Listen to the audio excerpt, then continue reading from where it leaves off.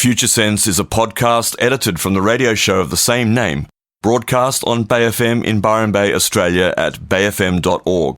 Hosted by Nick Jeans and well-known international futurist Steve McDonald, Future Sense provides a fresh, deep analysis of global trends and emergent technologies. How can we identify the layers of growth, personally, socially, and globally? What are the signs missed, the truths being denied? Science, history, politics, psychology, ancient civilizations, alien contact, the new psychedelic revolution, cryptocurrency and other disruptive and distributed technologies, and much more. This is Future Sense. You're now tuned to Future Sense with myself and Steve McDonald, my co-host, and our friend Mitch Schultz, who's here for the last time. Good morning, Steve. Good morning, Nick. And good morning, Mitch. Good morning. Lovely to see you both here on this wet, and we all got out of our almost flooded in areas. I was flooded in a couple of times over the weekend. Yeah, big storms overnight, kept me awake for a while. Yeah, they did. What's going on today on the show? Politics to flu and some good news too. That's today. He's a rhymer and he doesn't know it. He's a poet and he knows it and he doesn't know it. Oh, good. Well, we'll come back to that very shortly. Yes, lots of indications all across the world of change, of evolution, of challenges as well. But exactly. Some good news. It was a wet weekend and Mitch and I watched movies, so we'll talk about some movies as well. Movies. Yeah. You're tuned to Future Sense with Nick Jeans and Steve McDonald. Engage, emerge, activate, and spiral up. You are tuned to Future Sense here on Bay FM and also available at futuresense.it. The edited podcast available a couple of days after each show, usually in 2 or 3 segments. And you can get that on all your platforms. But the easiest way is through our website, futuresense.it. We're talking a little bit to begin with about this politics on the planet, of which there is much going on. There certainly is much going on, yeah. We had earlier in January the 18th, actually, a turning point from Martin Armstrong's computer models economic confidence graph that he's put together, which interestingly he found over time sometimes comes in sync with the solar cycles, and that's happening this year.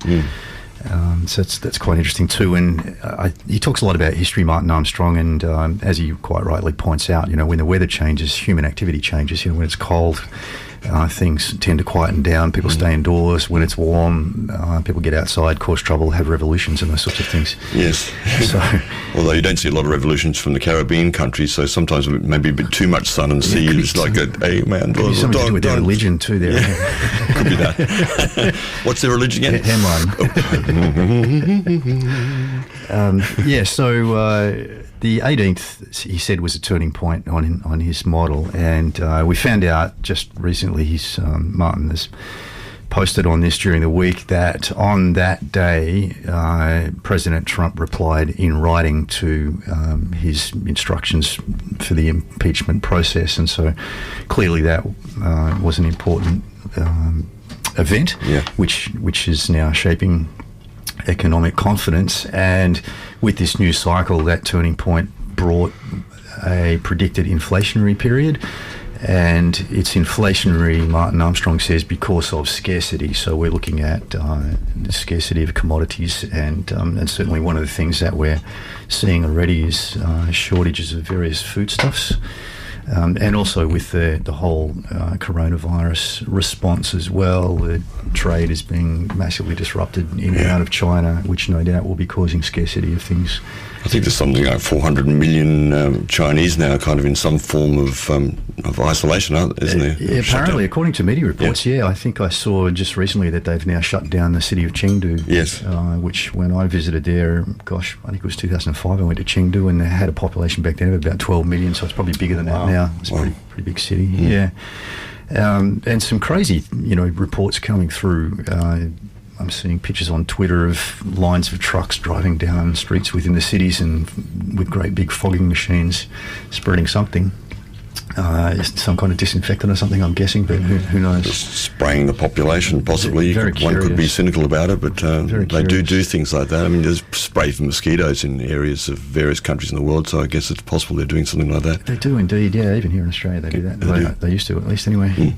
Anyway, back to the economics. Over the long term, Martin Armstrong's model is predicting that we're currently in a period of rising private influence, and that certainly seems to fit with reality when we look at the gradually increasing control over government of private interests, what we often call corporate capture on this show. And that, according to Martin's graph, is going to peak in 2032, and that will be the end of a long-term inflationary period. And within these cycles, there are many, many sub-cycles. So you've got things going up and down within the longer wave. And we've just turned a point from a deflationary period into an inflationary period, as I said, in January. But the longer wave is a steady climb, inflationary climb to 2032, and then a very, very sudden deflation. And according to his computer, a return to public influence rather than private influence. So, and it's a bit confusing using these terms, as we're saying off air. The whole left and right thing is getting weird as well. And I've got the sound in my headphones going left and right. Yes, no, same in mine. I'm not sure it's something in the desk here. We have to live with it right now because it's happening everywhere. The universe left is messing and right with us right here, live on air, and.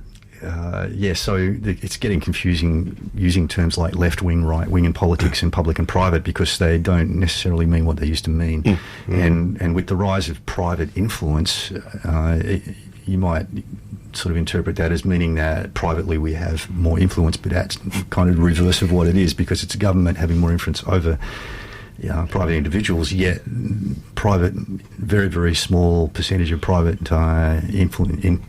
interest and influence driving what government is doing. Agenda supposedly giving us more private freedom to be ourselves, but actually the effect is the opposite. Exactly. So it's quite confusing to talk about even. And we can expect this return to public influence, which is due to tip over in 2032, to be a sudden decentralisation of power, I think. And I see that power going back to grassroots organisations, and we're seeing that trend already with the value shift, a trend away from centralised power and a tendency for people to take over, things that they can to have more control over their local life conditions. All the more reason to work on that local resilience that we talk about often on this show too. Yeah, and quite necessary when you look at the state of our politics globally at the moment, and how there's so much infighting and distraction away from the public good, the greater good, that we really need to take more notice of what's happening locally and build resilient communities so we can have more influence over that. And that's it. I mean, that certainly showed with things like the fires, the crisis that we had here in Australia around fires, and now we're having a flood crisis just a few weeks later. Yes. The weather is certainly up and down as well.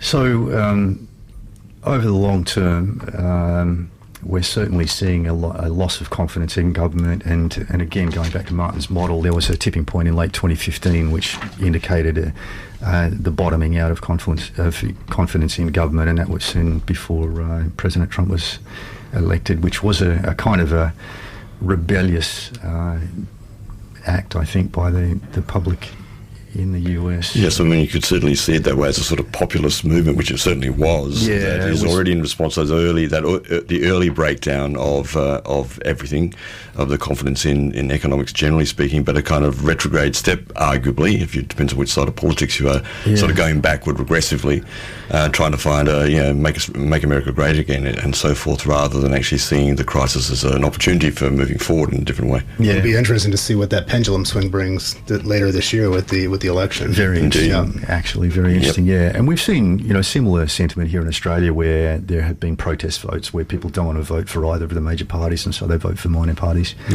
just to kind of register their protest. But it's again another sign that this whole political system that is quite prevalent globally is just reaching its use-by date. And it's a little antiquated at this point, isn't it? I think everybody's got to get to that point. Well, we've had enough, thank you, and we will find something new. Yeah.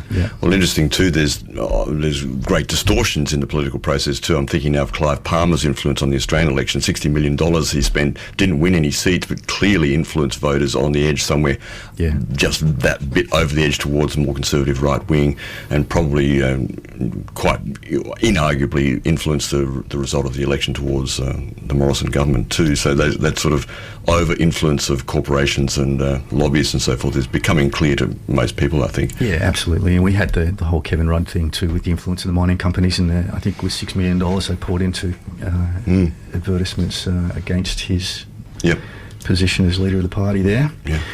And interestingly, Martin Armstrong has written this week that the fact that the impeachment process was served on Trump and he had to respond on that turning point date, the 18th of January, Martin Armstrong is interpreting that as marking the decline and fall of the United States, which is a pretty extreme statement for him to make, but he has been predicting for some time growing instability in the US and the potential of the actual collapse of the United States sometime in the future. I don't think he's predicting that anytime soon, but certainly he's predicting that the process has begun. Yeah, indeed.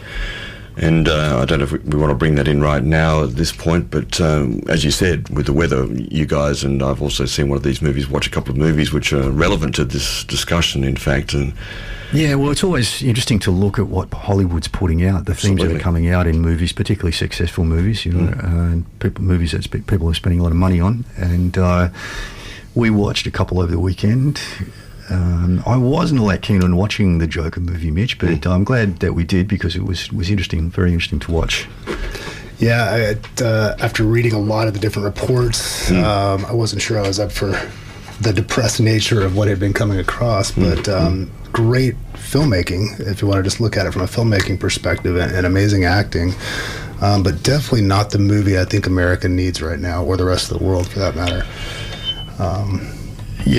And I guess we don't want to spoil it for anybody that wants to watch the movie but hasn't seen it, but certainly I found it to be a little slow, but I think the slow pace of the movie was meant to kind of emphasise the depressing nature of the story, and without giving too much away, it follows the emergence of the Joker character, who starts as a clown working on 42nd Street in New York, in the theatre district there. With some mental health issues, so he has an issue which is an interesting one, where he sort of bursts into uncontained laughter / crying at the drop of sort of an emotional hat, so to speak. Yeah, exactly. And he's on medication for that, and then there's a cutback in healthcare. Yes.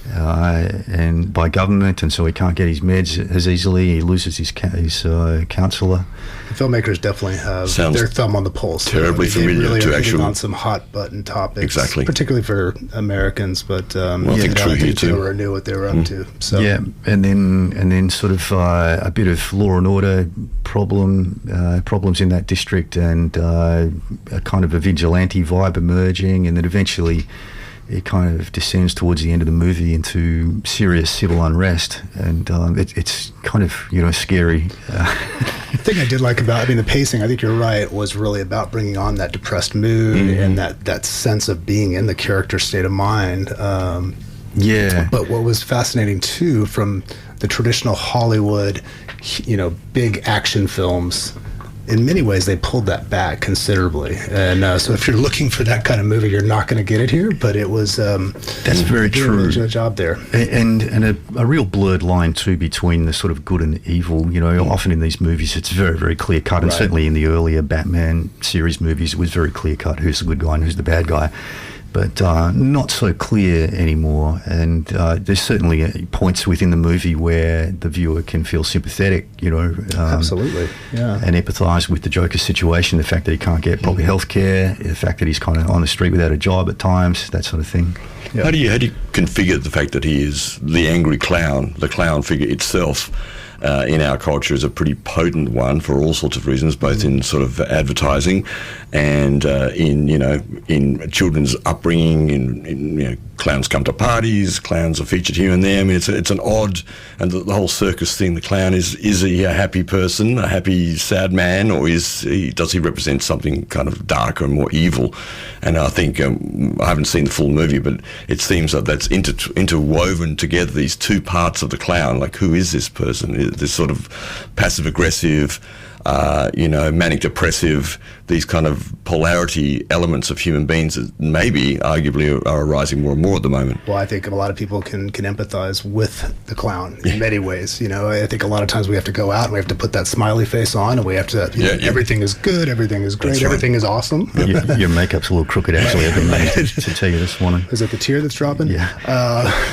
But yeah, look, I think, there's a lot to unwrap from that. If you think about the jester, the court jester from history, is the fool. This person has special permission before the authority figures, right, to speak the truth and to get away with it. And often that was the only way that the king or the queen could find out about the truth, was the court jester would make a joke about it. It's like the oracle. He or she was like the oracle in a sense in the court. Exactly. And you think about that position and how it's descended into what's presented in the movie, where that character, the jester, has lost public respect, and not just that, but he's persecuted.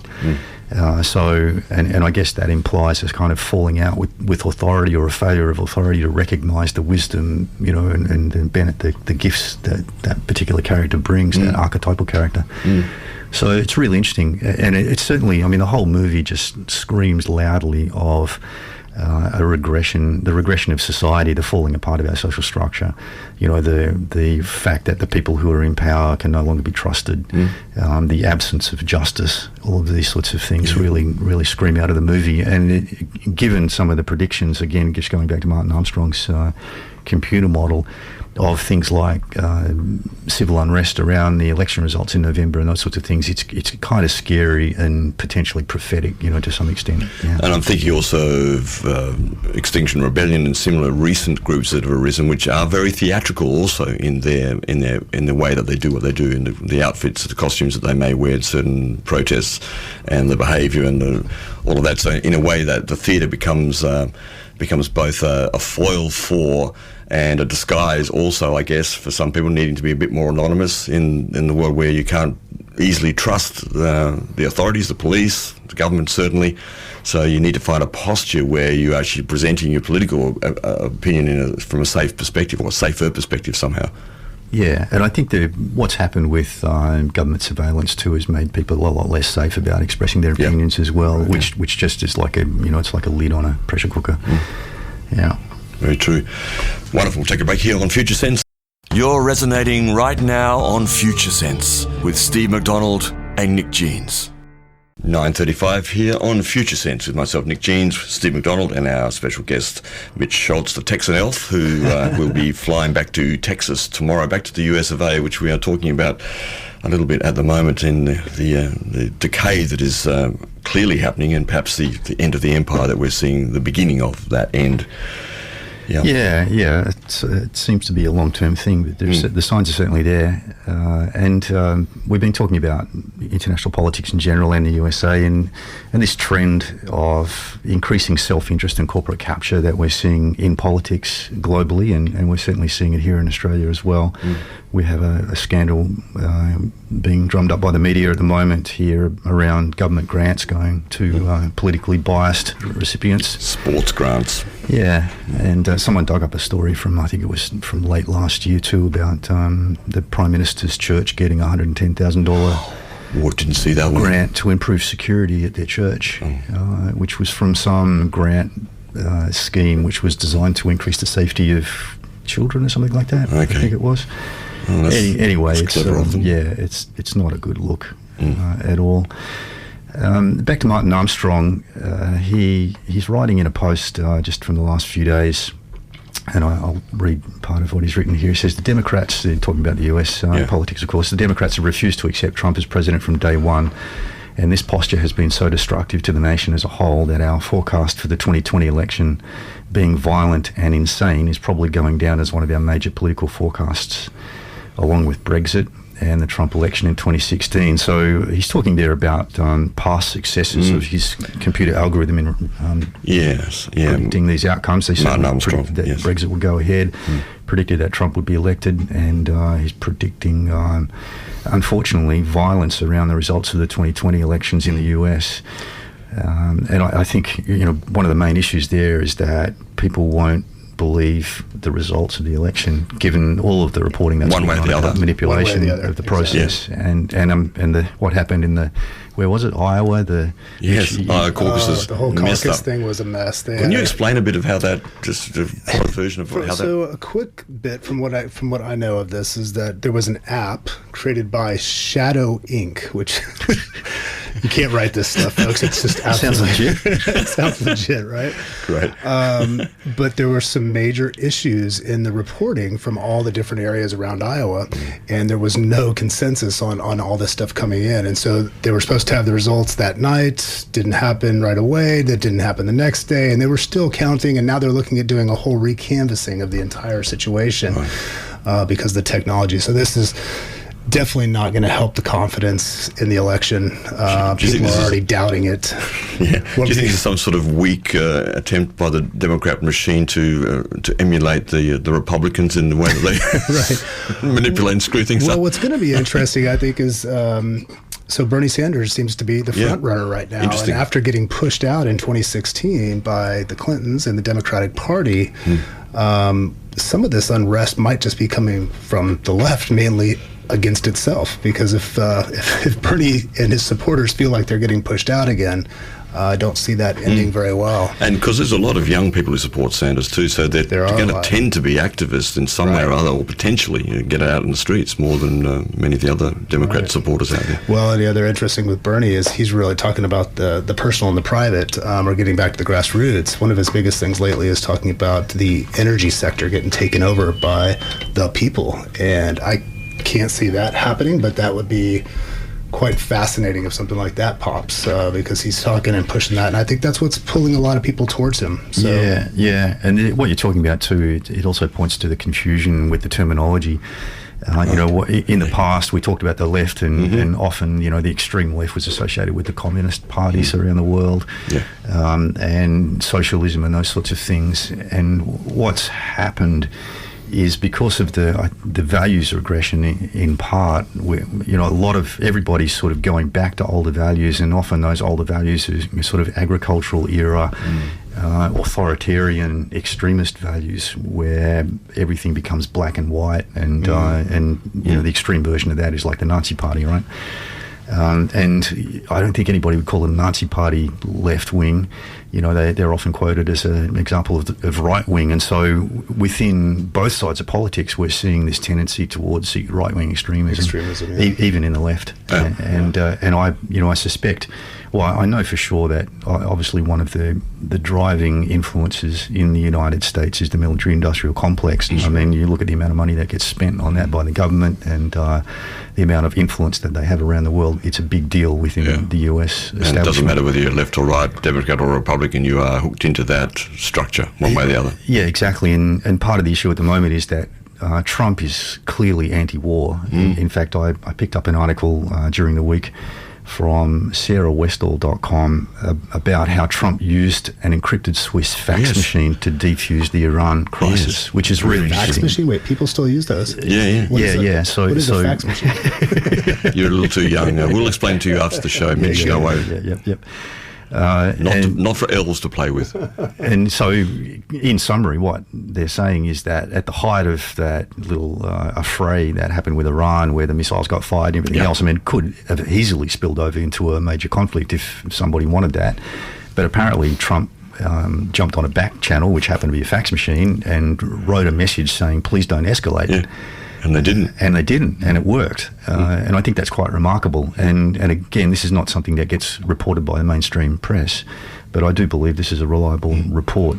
And it's also, it's clear, and it's not just this incident, but there have been a number of incidents that have shown Trump's true colours when it comes to war. He's downplayed conflict on a number of occasions, particularly with North Korea, and with John Bolton at the time being Secretary of State and pushing for war. Yes, and Trump opposed that, and I think Bolton's going to come out and criticise Trump in a book pretty soon. He is. I think it's just been released, in fact.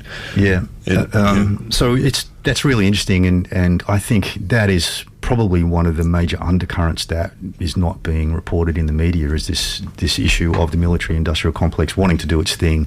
Trump's holding it back at the moment, and it kind of looks like the Democrats would possibly be more inclined to support returning to that permanent war kind of course, Obama strategy. dropped more bombs than any US president in recent history, for example. Yeah. So they say. Yeah, it's interesting.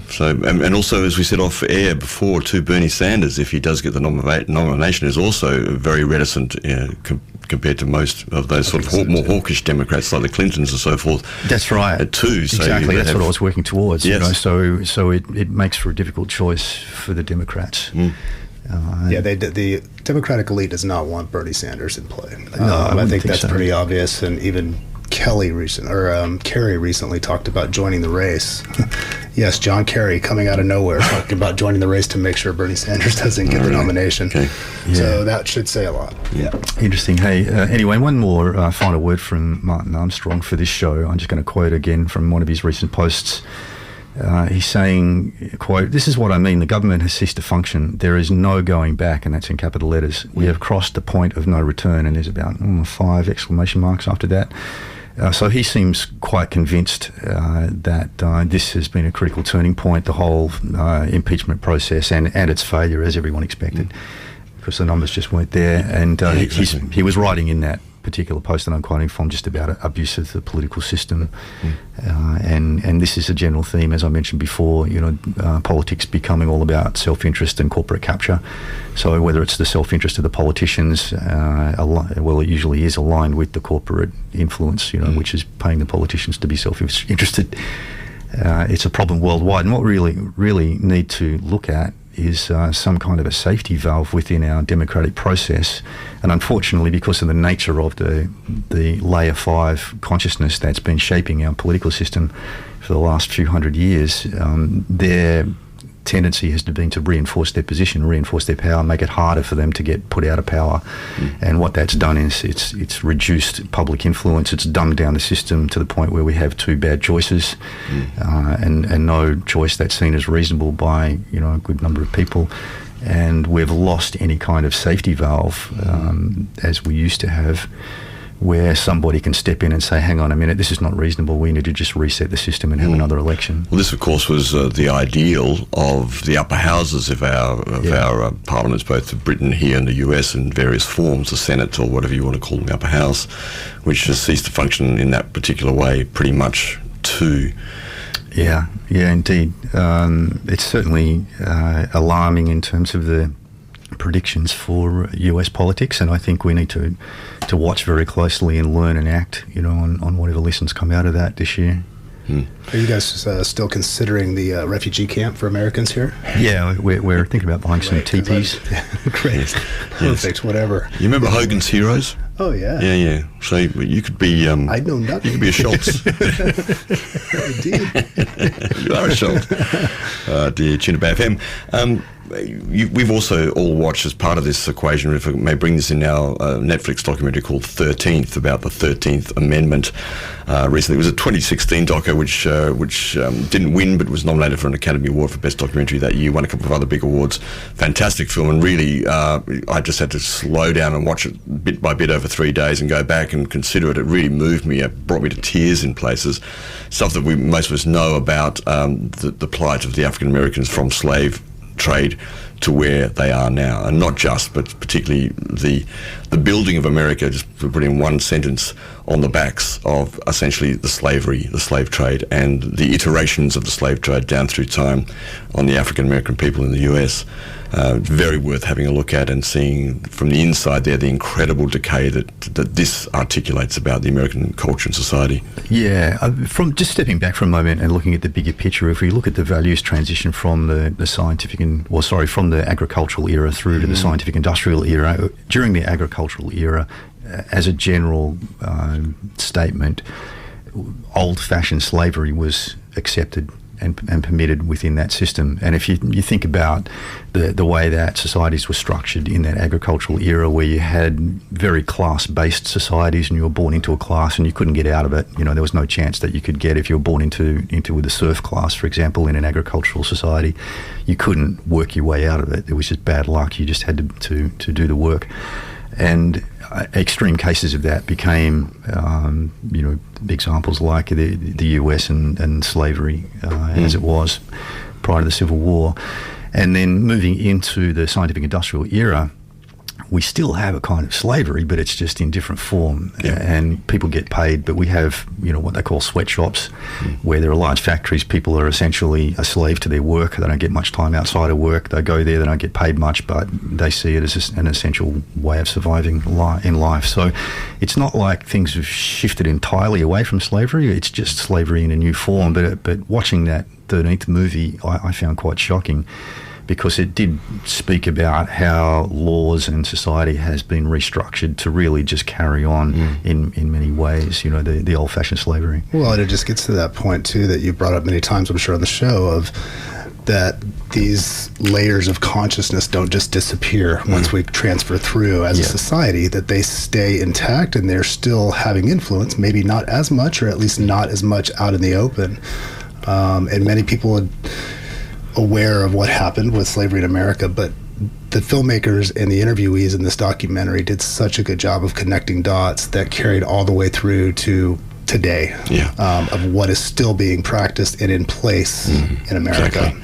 Well, the 13th Amendment itself says this: neither slavery nor involuntary servitude, except as a punishment for some crime whereof the party shall have been duly convicted, shall exist within the United States. So this 13th Amendment basically made the modern form of slavery that you guys are just talking about there legal, essentially. Yeah. That if you can't keep them as slaves, then find a way to put them in jail and then use them as slaves that way. And 40% of the incarcerated in the US are African Americans.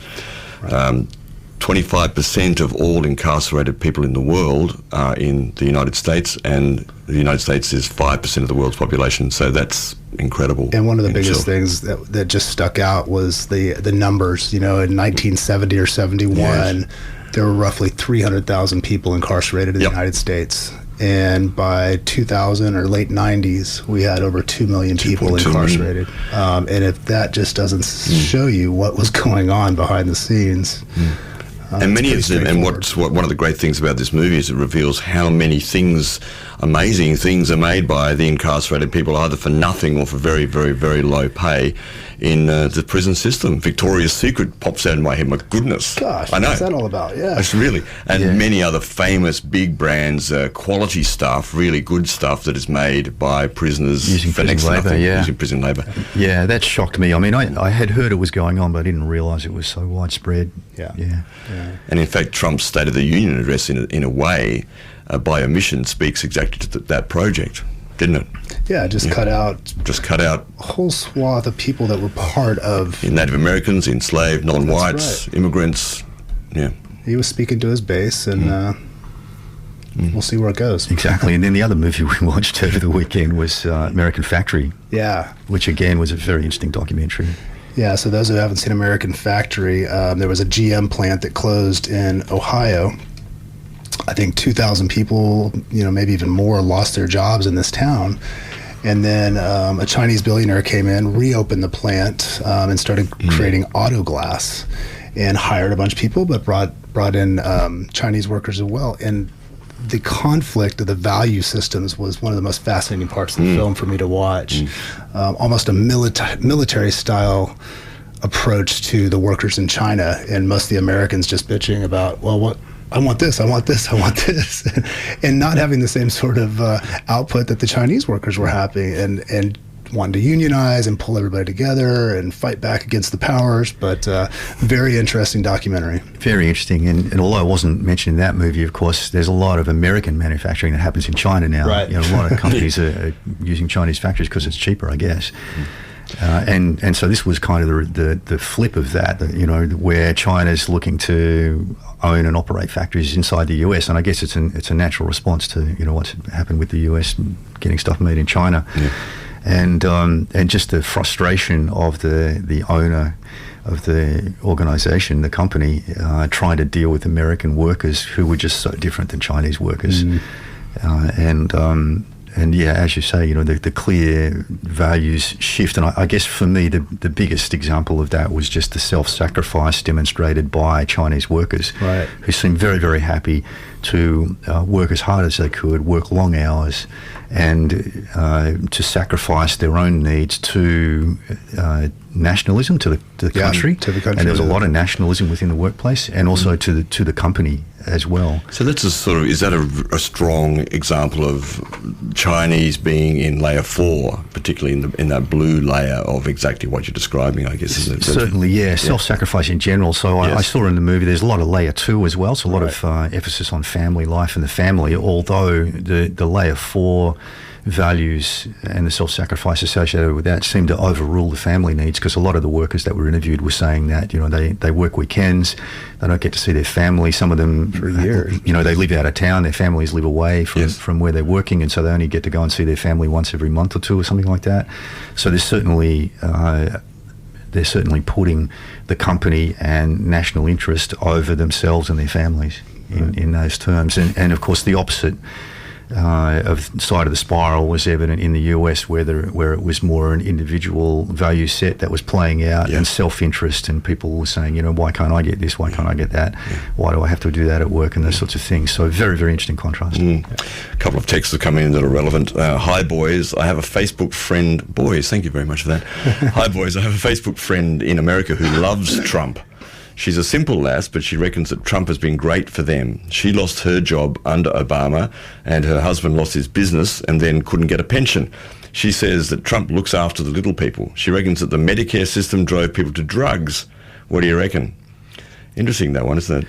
It's very interesting, and we don't have any set political views on this show. We like to look at both sides of the fence, but I can certainly see reasons why people would support Trump, and again, from a big picture point of view, when we look at the value shift that's happening globally, Trump is essentially helping to dismantle the old values, the old scientific industrial values, and he's quite actively doing that, and I am pretty sure he's well aware that he's doing it as well. Certainly, I've seen people say that they spoke to Trump years before he became president, and he used to talk about dismantling the establishment. Yeah. Human evolution has brought that man here at this particular point in time. You need a clown, you need a joker, and you got a joker there, you got one here, you got one over there. That's right. Another text before we take a break too, which is a good point. Hi, once slave owners provided the slaves food, clothing and accommodation. Now us slaves provide our own food, clothing and accommodation, etc. It's kind of true. Yeah. So the system is even more complex than it was. Indeed. Very interesting. You are tuned to Future Sense here on Bay FM. It's 9:54, and by podcast via futuresense.it all over the world, or you might be listening streaming at bayfm.org later on after the show is finished today. You can do all of those things here with Nick Jeans, Steve McDonald, and our special guest Mitch Schultz, the Texan Health. Last show for a while here, but not for too long. You've been listening to Future Sense, a podcast edited from the radio show of the same name, broadcast on Bay FM in Byron Bay, Australia, at bayfm.org. Future Sense is available on iTunes and SoundCloud.